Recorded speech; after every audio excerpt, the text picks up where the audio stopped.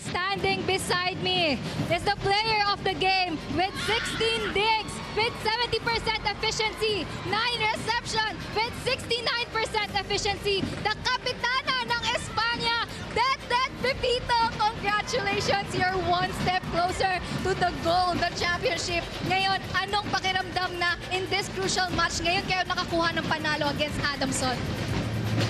Muna-una sa lahat, maraming salamat, Lord.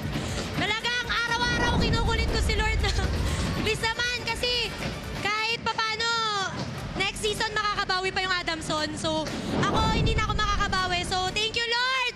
Kasi nakuha namin to. Talagang pinaghirapan po namin. Well, from that, ano naman yung mga natutunan nyo sa game na to na dadalhin nyo sa next game nyo against NU?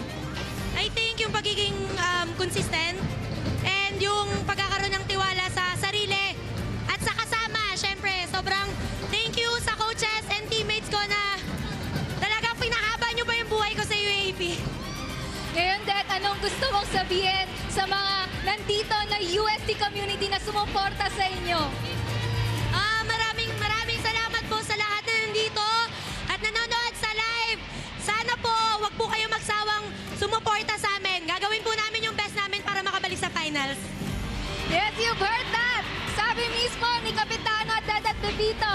Now back to you, Bumendael. Well, that's Hello what po it sa is. family ko, Pepito family, I love you! There you go. You can say whatever you want.